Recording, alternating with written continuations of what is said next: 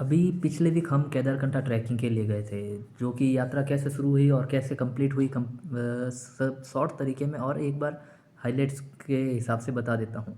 जैसे कि हम पाली राजस्थान से हैं, तो हमारा 5 जनों का ग्रुप था। हम पहले दिन गए यहाँ से जोधपुर, पाली से जोधपुर वाया बस। जोधपुर से ऋषिकेश के लिए ट्रेन थी, उस ट्रेन में गए हम, और ऋषिकेश से हम देहरादून गए वाया इलेक्ट्रिक बस। और फर्स्ट डे हमारा हमें सुबह लगभग 6:30 बजे पिकअप के लिए एक टेम्पो ट्रैवल के ट्रैवलर थी। टेम्पो ट्रैवल वाली बस होती हैं वो, टूरिस्ट वाली वो, उसमें सुबह 6:30 बजे हमें पिक कर लिया गया। और फर्स्ट डे हमें वहाँ से लगभग देहरादून से सांकरी बेस कैंप पहुँचाया गया। बहुत ही कठिन और ख़तरनाक एक्सपीरियंस रहा वो, क्योंकि लगभग 8 से 10 घंटे, लगभग 8 से 10 घंटे कंटिन्यू टेम्पो ट्रैवलर में ट्रैवल करना, प्लस वो घाटियों वाली और ऊंची चढ़ाई। एक नॉर्मल बेसिक एल्टीट्यूड से आप हाई एल्टीट्यूड में जाते हैं तो आपका हेडेक, कान दबना और वॉमिटिंग जैसी, जैसे हमारे 5 जनों के ग्रुप में से लगभग 3 जनों को खतरनाक वाली उल्टियाँ लगातार वॉमिटिंग हुई। और उसके बाद में हम पहले दिन पहुँचे लगभग 8-10 घंटे ट्रैवल करने के बाद, सुबह 6:30 बजे का बोला था, जो कि लगभग 9 बजे पिकअप किया गया। फिर हम पहुँचे लगभग रात को 8-9 बजे तक। फिर हमें एक रात को खाना वगैरह मिला और सुबह 6:30 बजे हम भी उठ गए थे।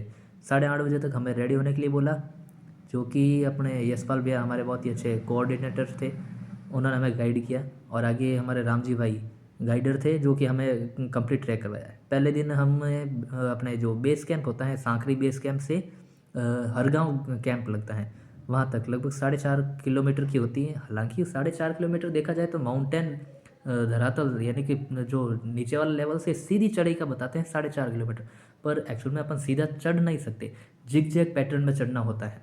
तो वो लगभग हो जाता है अप्रॉक्स 4.5 से दोगुना समझ लो या फिर 3 गुना समझ लो। फर्स्ट डे ट्रैकिंग वहाँ पे हरगांव पहुँचते हैं, और हमें जैसे किया गया कि हरगांव तो पहुँच गए, अब उसी दिन हमें जुड़ा का ताल, क्योंकि वो लगभग आधे किलोमीटर के अंदर ही आता है, तो उसी दिन अपने राम जी भाई ने हमें वो भी घुमा दिया, हाथों हाथ ही जुड़ा का ताल, वहाँ पे भी घूम गए। हालांकि वह सब उत्तराखंड में लगभग सभी देव स्थान होते हैं, तो किसी भी चीज़ का अपमान मत करना। कारण ये है कि जुड़ा का ताल दिखने में थोड़ा डार्क है, मतलब कि पानी वहाँ का काला हो गया है, तो उसको गलत शब्द ना प्रयोग करें। पहले हमने भी किया बाद में, लेकिन राम जी भाई ने हमें बताया कि भाई ये इसका निर्माण कैसे हुआ या फिर कैसे उत्पत्ति मानी जाती हैं। माना जाता है कि भगवान शिव के जब वो जूड़ा बना रहे थे, तो उनके जूड़े में से जो बूंद टपकी, उसके बेस पे वो जूड़ा का ताल बना। इसलिए मैं आपको पहले ही बता देता हूँ ताकि आप उस जगह का अपमान ना करें।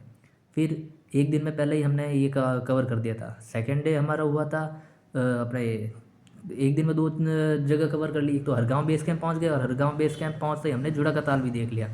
तो फिर सेकेंड डे हमारा हरगांव से केदारकंठा बेस कैंप था। तो वो इजी पड़ता है। हालांकि हमें एक दूसरे शॉर्ट तो नहीं है, दूसरे रास्ते से लेके गए जहाँ पर ज़्यादा ज़्यादा चढ़ाई नहीं थी, सुकून था, और अकेले गए थे, ज़्यादा भीड़ भाड़ नहीं थी। सेकेंड डे वहाँ पर रुके, और थर्ड डे हम उसी रात को हमें 2 बजे उठा के सबमिट करवा दिया गया। और सबमिट के बाद उसी दिन पहले 4-4.5 किलोमीटर ऊपर सबमिट पॉइंट से डायरेक्ट अपन को वापस से केदारकंठा बेस कैंप, और केदारकंठा बेस कैंप से सीधा हरगांव। बाद में हरगांव उसी दिन एक ही दिन में वापस आ जाओगे। और उसके बाद में हरगांव से नेक्स्ट डे सुबह जल्दी उठाएंगे, और नीचे हॉल्ट नहीं, लगभग आधे 1 घंटे का हॉल्ट रख सकते हैं वापस सांकरी बेस कैंप में, और फिर वहाँ से सीधा रवानगी वापस। ये हमारा ट्रैवल रहा वापस टेम्पो ट्रैवल से, वही लगभग 10-12 घंटे की बहुत खतरनाक यात्रा, और वापस से देहरादून आपको छोड़ दिया जाएगा।